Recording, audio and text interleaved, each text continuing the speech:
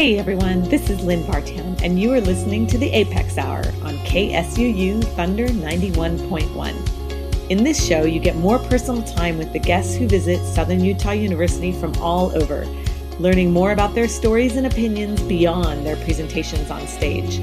We will also give you some new music to listen to and hope to turn you on to some new sounds and new genres. You can find us here every Thursday at 3 p.m., on the web at scu.edu/apex, or email us at scuapex@icloud.com. But for now, welcome to this week's show here on Thunder 91.1.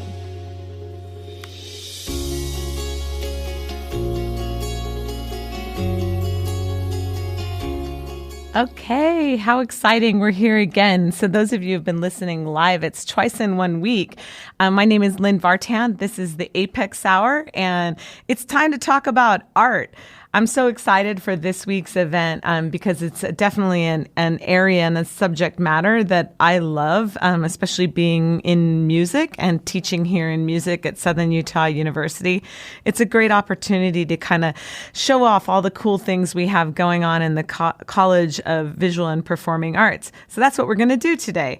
We have 3 of our senior artists here in the house, and they are all participating in their Bachelor of Fine Arts capstone exhibition at the Southern Utah Museum of Art, which is right here in Cedar City.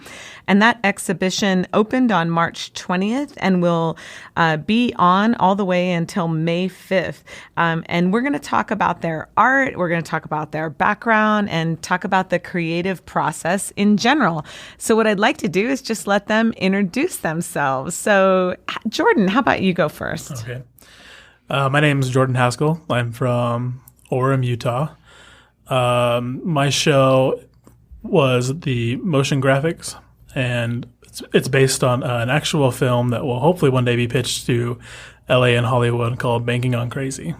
That's so cool. And I know you told the story a little bit earlier today, but can you tell me that cool story about the topic of what it's about? Yeah, so it's about a group of friends who are trying to make their way in LA. They want to start their own film production company, and they try to crowdsource it, and it doesn't end up going anywhere. So they have a brilliant idea to trick a bank owner into thinking that his location has been chosen for a movie, and they end up robbing him while filming at the same time. I just think that's so fun and yeah, so cool. Yeah, it's a great story. How did they come up with that? I mean, do you know? Well, there's a process, and there's writing, and then it goes through a bunch of revisions. And my friend who let me do the project for him, he's the one who actually wrote it. It's his own original script, so it's really cool to be working with someone with that much talent. Yeah, I can totally see that, absolutely going off and really taking off. Definitely, so we'll keep our eyes out for it. Yeah. Okay, cool. Who'd like to go next? You want to go? Yeah, I'll go. So my name is Melissa, and senior graphic designer.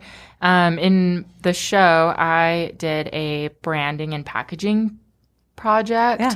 And it's based off of a company called A.P.E.X., which I made up, and it's a kind of like a bath product company. So there's hand soaps, bath bombs, shampoo and conditioner.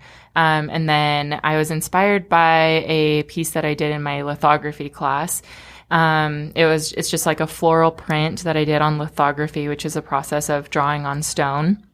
And I took that floral piece and incorporated that into the brand, and did like a pattern. And with the A.P.E.X. brand, I wanted to keep it very natural and organic. So I made all the soaps myself, so I know what ingredients went into it. And the branding style is very minimal. There's not a lot of color in it. I just wanted it very clean and simple. That's so cool. Have you always kind of wanted to do sort of a bath and body line, or did that come about with this project? It just came from the project. I actually did in our branding class that we took last year. We were supposed to do a bottle... A beverage. A beverage, yeah. It was a beverage. And mine was Eve's hard cider, but I ended up not really liking the project and it didn't turn out how I wanted it.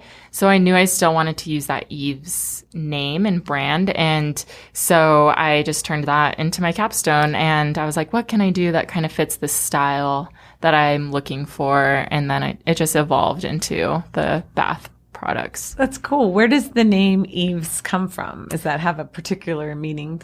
No, not really. So with the beverage, since it was a hard cider, I just thought it was kind of a cheeky name to name it Eve's, and I wanted it more feminine. And so, yeah, that just kind of rolled over into my capstone project.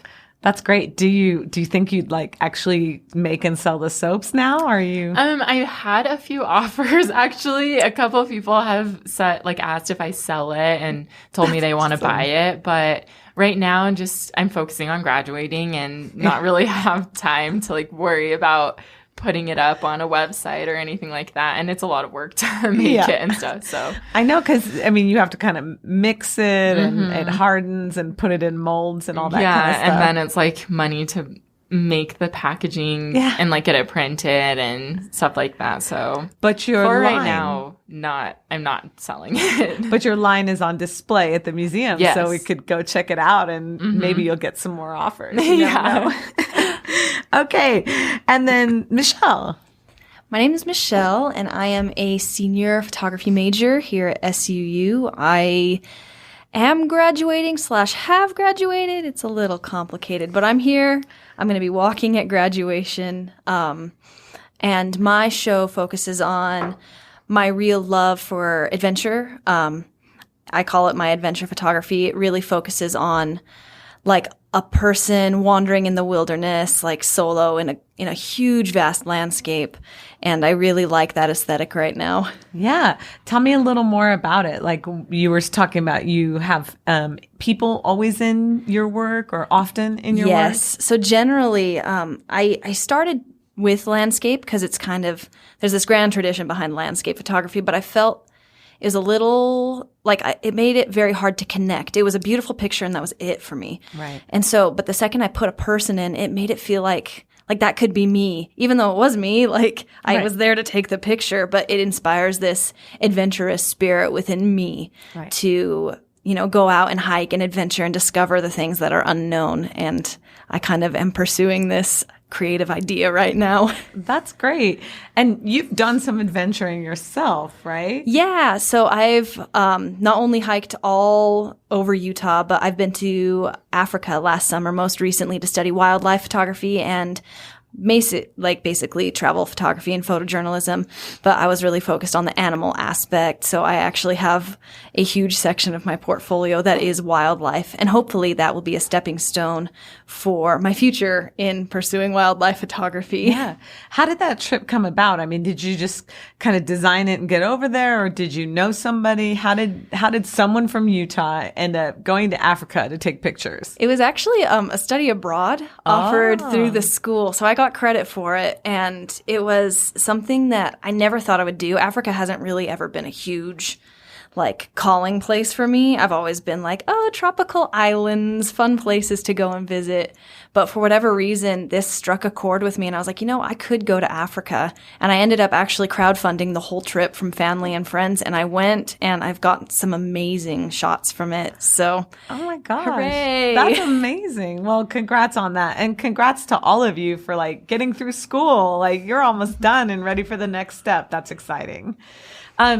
Tell me a little bit about how you guys got started in art and maybe some of the other mediums that you've worked in. For example, I know, Melissa, you've also worked in photography. Yeah, I have. And ironically, I did the same study abroad trip that she did. She totally 2 years did. Yeah. previously. Cool. Yeah, so I went to Africa, and that was my life dream, was to take pictures of lions in Africa. And so when the opportunity came up, I was like, yes, I don't know how, but I'm going.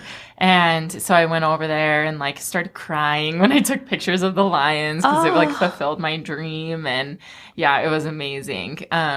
But my background with photography kind of started with my dad. There's this cute little picture of me. I'm 3 years old and I have a camera and taking pictures. It was just something I always grew up around. And my older sister is very artistic and always made like clay figurines and painting. And I always wanted to be my older sister. And so I kind of just followed in her footsteps. And that's kind of where my art background came from. And then I went into school doing a minor in photography. And like I said earlier today, I have a degree in math. And that's where I like started. And then when I graduated, during school, the photography minor turned into a graphic design minor. And then when I graduated, I just decided to pursue my real passion of doing art and decided to get the full degree in graphic design. And here I am. That's great. Do you use when you do your photography, do you use any cameras like from your dad, or do you pass down any equipment or anything like that? I haven't actually. Well, he's like given me a few. He gave me one for my birthday, my sophomore year. But all of like his collection and his antiques and stuff like that are just at home sitting there. And I'm like, can you just give them to me? It's like, not yet. Yeah. Not yet. Jordan, how about you? How did you get started in art and design? That's a great question. It's kind of scattered. I mean, I started out really young, painting and drawing, and I took art lessons from a private artist. And actually, pastel was my forte. That's actually what I really started realizing I might have a talent for it. But I don't know. It never like really stuck with me, the fine art side of it. I really enjoyed the graphic design. When I was first like discovering and exploring, I actually thought I wanted to do 3D animation, like the whole Pixar dream, everything. So I do also do some 3D work as well. But I found out that I really loved design. So it kind of came full circle with motion graphics, because I can use those elements to pursue and continue graphic design while still like injecting those hobbies and passions that I have into it. Tell me about painting lessons. I'm not sure I really knew that was a thing. Yeah, she was just a freelance artist who was offering to have anybody really come in and learn how to paint. She did acrylic and watercolor mostly, but she started us off on pastel because it's a lot easier workable format. So she just kind of went through like all of her design or painting principles, I guess you would say, with us. Oh, cool. So, yeah. And for those listening who may not know what motion graphics is or what that involves, can you tell us a little bit about that? Yeah, motion graphics, pretty much anytime on moving film, web videos, anything really, anytime that there's implied motion, it all has to be designed. We design how the text moves, how the shape and imagery moves. Sometimes it's just using a camera, but it can also be graphic elements as well, like with the text, or illustrations sometimes need to move a certain way. And sometimes we're trying to imitate actual life, and other times we're trying to make it a little more abstracted. Cool. Yeah. That's great. And how did you get into photography and adventure? Just like hiking probably, and like, I love this. Well, kind of. I actually started at SUU with a theater degree. And I realized that I like controlling a lot of the things about acting that I can't really control, like a director's supposed to control that kind of stuff. And so I was like, I want to control my environment more, and I want to expand on my love for the outdoors. And so in my brain, I was like, what does that mean? What does that look like? And the first logical conclusion I came to was photography. And I was like, okay, you've never really shot anything before. Why photography? And for whatever reason, there was like this pull. And so I just started shooting, and it developed. I really liked. I have a bunch of friends that are into hiking, and they came back with amazing photographs. And I was like, I want to get stuff like that. And it kind of developed from landscape photography to my own adventurous style, which has been awesome watching. I never knew that I could do that or that would happen. Oh, cool.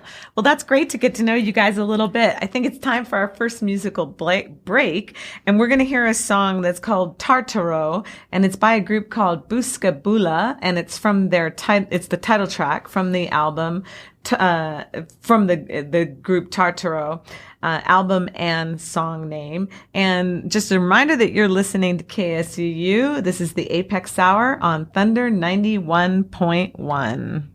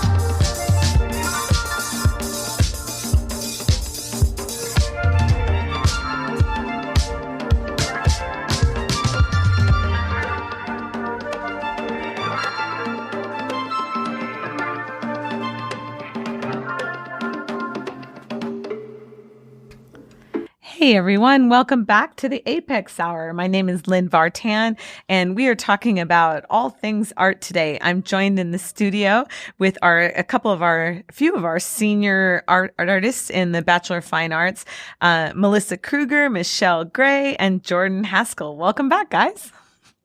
Back. And so to continue our discussion, I wanted to talk about inspiration. Do you have anything in particular that is really inspiring to you or really helps kind of propel your work forward right now?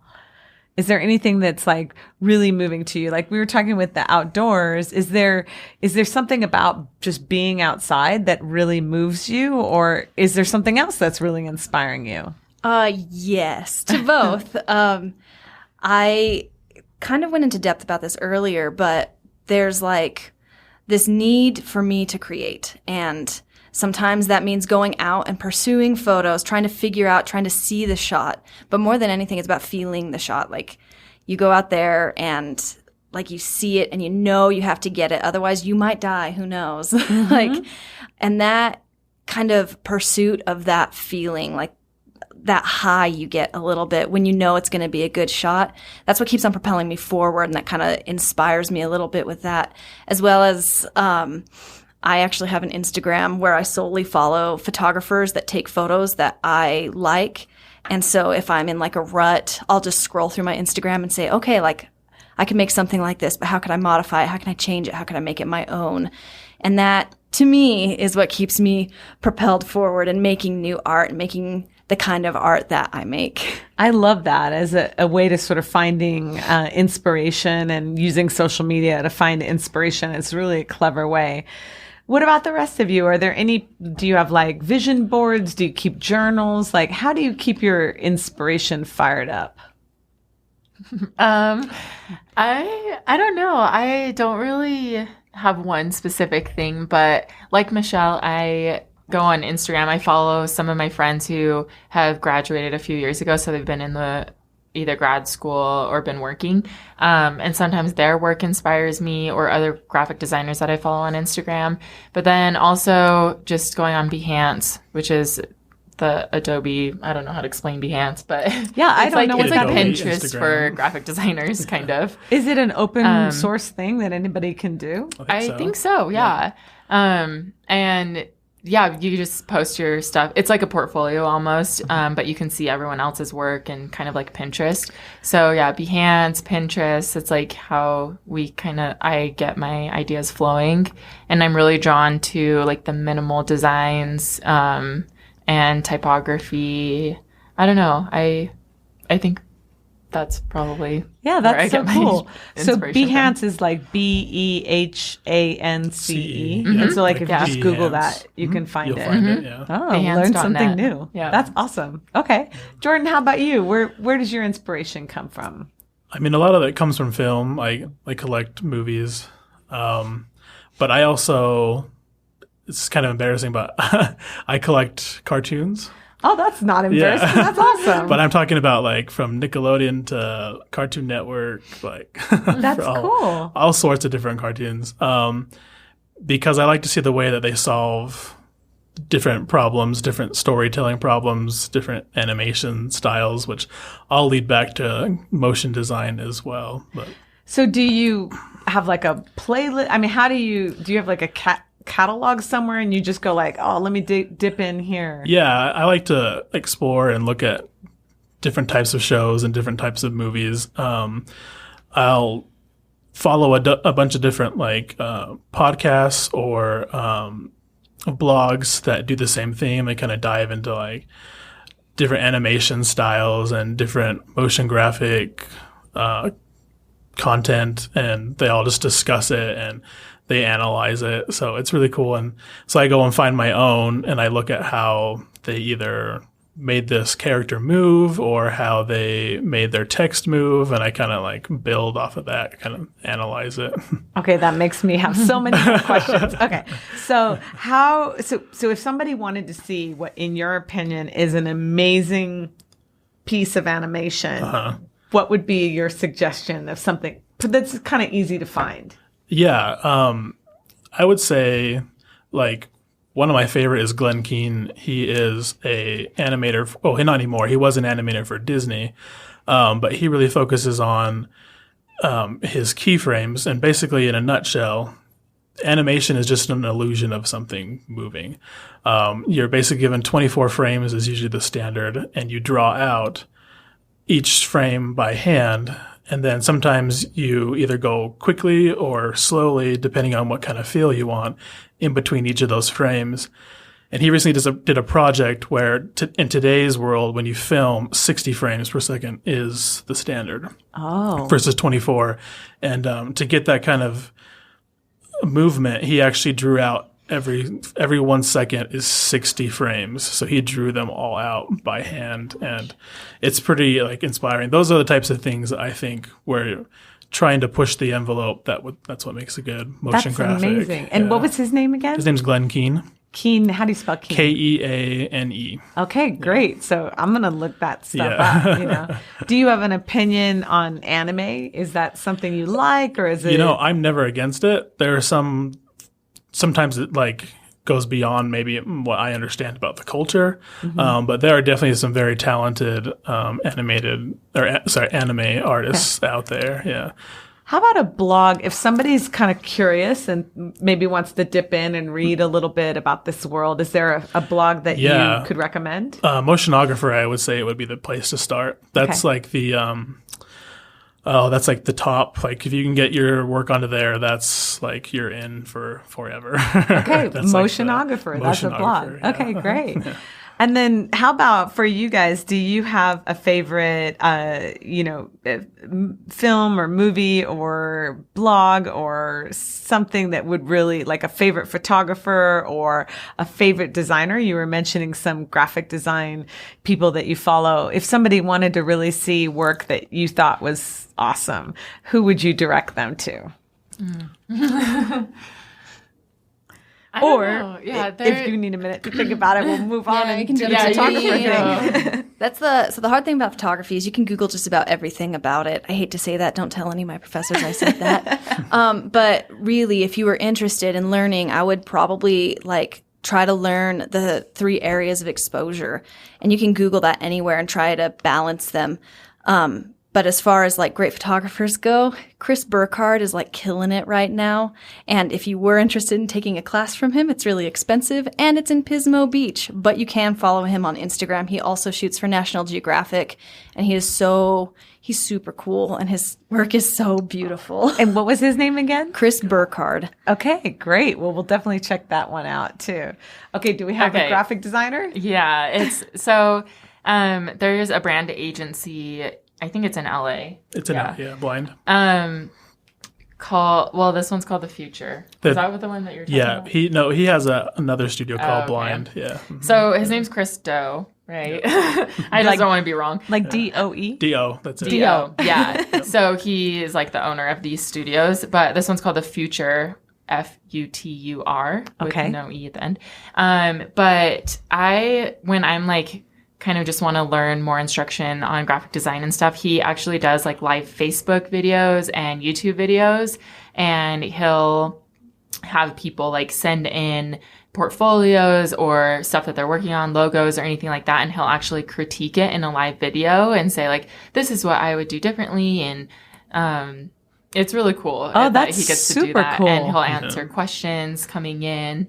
But I just think that he's a really good designer and he knows a lot of stuff. So he'll just do like tutorial videos or like how to even make a portfolio and like what to do brand wise and things like that. So I like following them on Instagram and watching those YouTube videos. That sounds like a great resource. And again, his name and the company? Chris Doe, and this one's called The Future. Yeah. Okay. So the Instagram is The Future is Here. The Future is Here. Yeah. Wow. And he has another company? Is that what you were? Well, yeah, his agency is called Blind. Oh, okay. And the YouTube channel, Instagram, his like social media campaigning is called The Future, is how it works. Nice. That all sounds like very well designed. Well, cool. That's great to know about your inspiration. I think it's time for another song. This song is called Heaven, and it's the title track from the album Heaven. And the artist is Jamila Woods. And again, you're listening to the A.P.E.X. Hour, KSUU Thunder 91.1.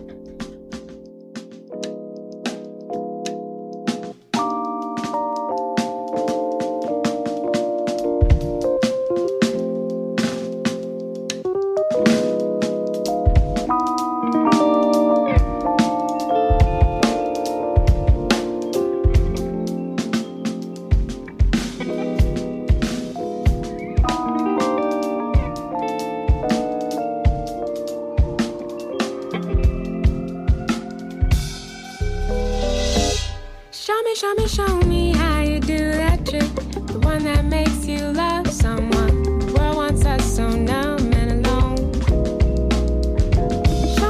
Show me how you do it, the one that makes the winters warm, the one where summer never comes. I don't wanna run away with you, I wanna live our life right here. I just wanna fall asleep by you.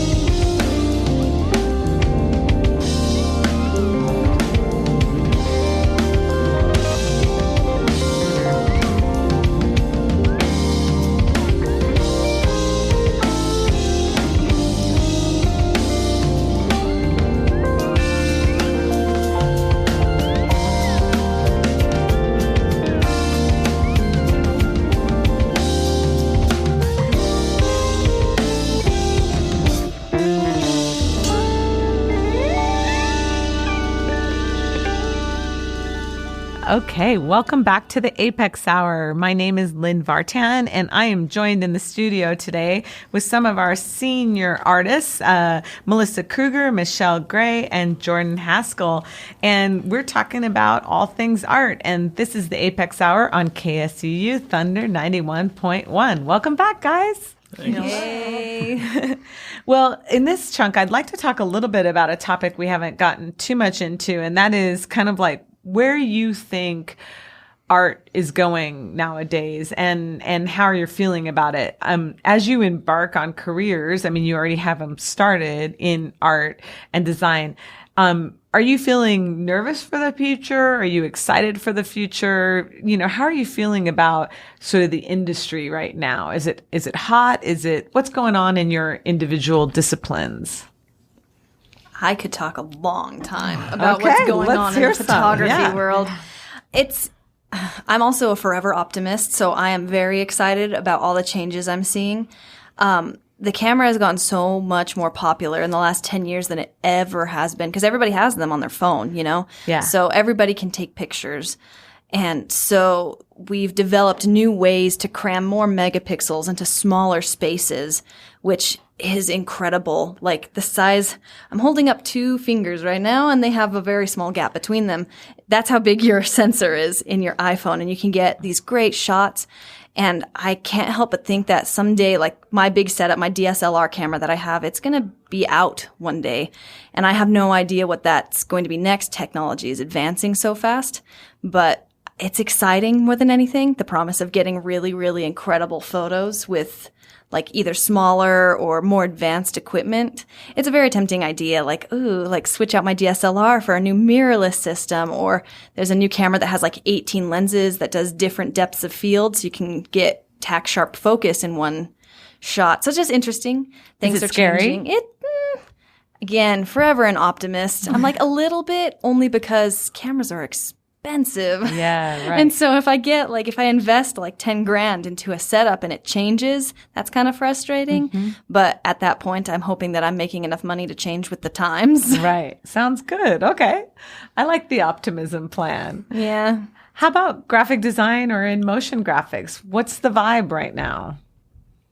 And I mean, motion graphics and design, they fall in the same category, I would feel like. And I feel like there's so much technology and so much information out there that it can be very competitive. But I also feel like there's a movement of moving away from that technology and going back to like traditional methods. Oh. Which is like one of the reasons I started watching more and more traditional animation, because that's what inspired the tools that we have today that we use motion graphics for. And I kind of, Melissa could probably chime in, but I feel like it's the same way in graphic design. Like we were saying off air, like pretty much anybody can pick up Photoshop and say, oh, I'm a designer now. So I think there's principles that they're focusing more on, and it'll always be needed, I feel like, especially with film and video. It reaches such a broad audience that it's always going to be in demand. So I feel pretty bright for the MoGraph future. I like it. Anything to add? Yeah, like Jordan was saying, I think there's always going to be a need for it, especially when I feel like now is the time that people are starting new companies and new brands, and like business owning is a huge thing right now. And with that goes branding, and they need marketing, and they need a logo and packaging and all of that stuff to go with it. And so whether it's in an agency or in-house or even freelancing, I think like it's very positive, and I'm excited for it. Yeah. How do you feel about the skills? Like what in your mind, in your areas, what do you think are some of the important skills or personality traits that you are cultivating in yourself that you think will be really key to your success? Is there anything that you feel like you particularly have naturally, or maybe that you're working on cultivating that are going to make you more marketable, or you think are going to really contribute to your success? Any thoughts? Well, I think I don't think design is something just anyone can do. Maybe that's a bold statement to say, but I definitely think you have to have like an eye for it and know what good design is.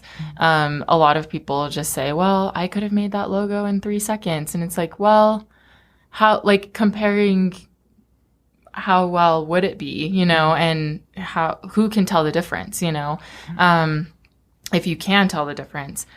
I don't know where I'm going with that, but That's okay. I think that you really, like, we all have a talent, and, like, I think it is something that you're kind of born with, and you have an eye for design. Obviously there are skills that you can learn, like typography and, like, letting and tracking and even letterpress and printmaking and stuff like that. But to come up with the design and know that it is a good design is, I think, a skill to already have. I see. Any others? Yeah, there's a lot of problem solving and critical thinking that I think most people don't realize when they're first getting into design. They feel like it's just going to be all, I don't know, Drawing, painting. yeah, album covers Yeah, and social media, and there's just so much more to it that, yeah, it can be bracing when you get down. Like I said, problem solving and critical thinking, they're all very much part of design as much as the aesthetic part. Yeah, I think an example of that, just for people who don't really see the relation with that, is I always go to publications and say a client gives you an article and you have to put it in a magazine, but you only have 1 page to do it. That's a problem-solving thing. You have to come up with a good design to fit that article in it without cutting any content, because the client doesn't want to cut any content. So that's kind of like the problem-solving that I see from that end, to give an example. How about the customer interaction piece of the puzzle? Does that come easy for you? Is that something you feel like you have to develop? Is that something you think about? Is that part of the landscape? I'd say yes. I think it's definitely something that you have to learn, and some people are better at it than others, but you learn, like, key phrases. You learn how to interact with people, and especially with the option for all of us as freelancers, like, you got to sell yourself. Like, no one's going to hire a moody photographer or, like, a quiet, boring, like, graphic designer. Like, they're going to hire someone whose work that they like and they seem like a good person and a good fit for whatever job that there is. Right. So you got to be able to kind of, like, gauge your audience a little bit, see kind of what they're wanting, what they're feeling, and decide if that's for you, and then let them know that you're that person for them. Cool. Sorry. Yeah, please. No, go for it. Are you kidding? Clients are, I think, very tricky to work with. Photography also, I've worked with clients, and graphic design, because a lot of, I don't know how to explain it, but you just have to find the right balance and not, like, overpowering them, but let them know that you know what you're talking about, and, like, you're the expert on it and they aren't. Yeah. And just finding that right balance is sometimes difficult. Do you have any suggestions for any would-be clients out there that can help your side of things as the designer? What would you, if you wanted, you know, what's a dream client? What can we come in knowing or having thought about to help your side of things? One thing that I put in my photography contract, actually, is basically saying, like, you've seen my work, you know what you're buying, kind of thing. Like, you are aware of my work and my style, and I'm not going to change that. Like, my style is my style. And that's what you're hiring the person for. 'Cause I've had, photography is just an easy example to go to, but I've had clients that are like, well, can you re-edit this kind of the way that I want it? And it's like, well, no, I can't, because that's not my style. And so I think if the client just knew that, like, what they're getting into, I guess, who they're hiring, and what kind of design work or photography style. Cool. Anything else to add to that? I say that, sure, we make it look like it's easy, but it doesn't mean that you could do it too. Right. That sounds really, really mean, but it's like someone's like, oh, all you're doing is, pressing a button and taking a photo. And it's like, actually, like I'm monitoring the light. I'm making the background blurry or sharp. I am composing the image in such a way that like it's looking pleasing to you. And you don't even know that that's going on. Right. And a lot of people are like, oh, well, why would I pay you that much if I could do it myself? And oftentimes I'm like, go do it yourself It's a then, pet and we'll peeve, see definitely. the difference. Yeah, I wish the clients just knew, like as a freelancer, I charge $20 an hour, which is actually very cheap. Yeah. And I should be charging way more, but I'm still a student. And I have so many people saying like, oh, how much do you charge? And I tell them per hour. And then they're like, oh, how much do you think a whole branding project gonna take? And I'm like, oh my goodness, like it could take weeks, months, like who knows? And sometimes I kind of just give them a range, like this many hours. And then they're like, okay, thanks. And like never hear from them again because they're like, that's so expensive. shopping But around, yeah, they don't understand the process. Right. Like- Well, it's just weird because it's like they think they're literally just paying for you to like, wiggle the mouse and arrange things, like in a Microsoft Word document. But it's like, oh, like I have paid for this skill. I pay for my laptop. I pay for my power. If I'm paying rent, if I'm paying for food, like. And if it's this a was design process. Yeah, exactly. We do research about the company that we're going to brand or whatever. And then we do research of what kind of design style we want to go for and matches the company. And we put together mood boards for the client and then meetings with the client. And then we go through steps. It's not just I'm going to sit down one time and do this. So that's something that I wish the clients knew. Yeah. Okay, cool.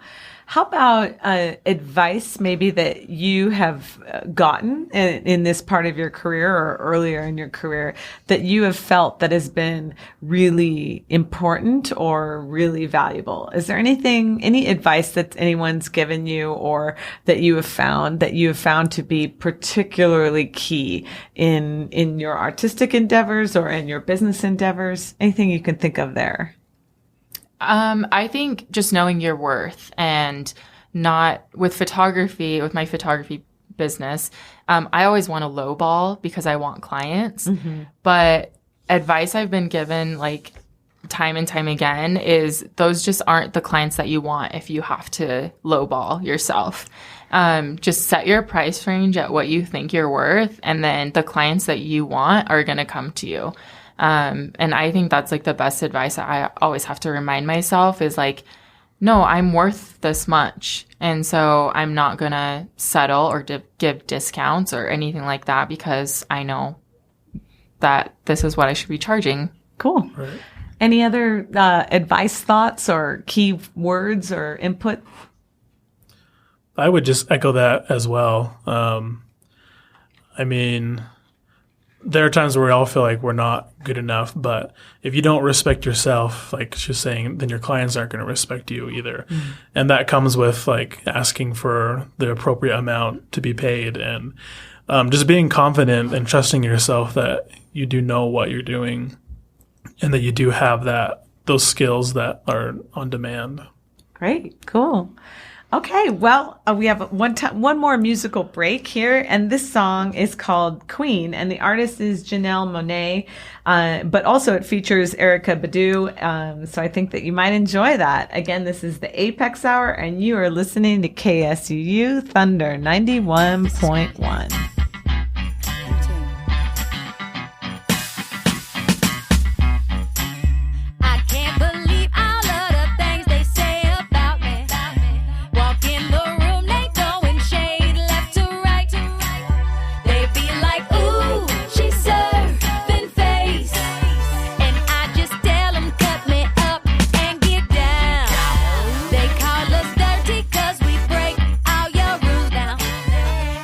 Just can't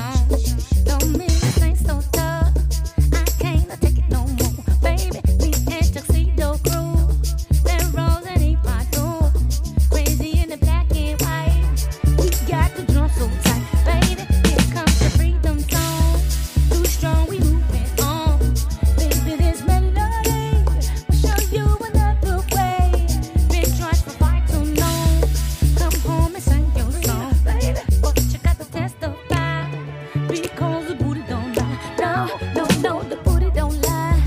Oh no, the booty don't lie.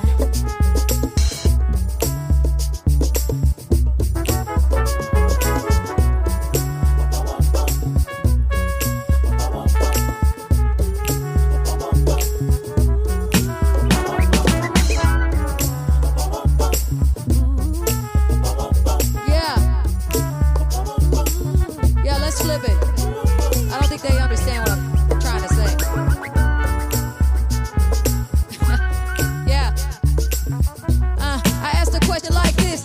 Are we a lost generation of our people? Add us to equations, but they'll never make us equal. She who writes the movie on the script in the sequel. So why ain't the stealing of my rights made illegal? They keep us underground, working hard for the greedy. But when it's time to pay, they turn around and call us needy. My ground too heavy like the Queen Nefertiti. Give me back my pyramid, I'm trying to free Kansas City.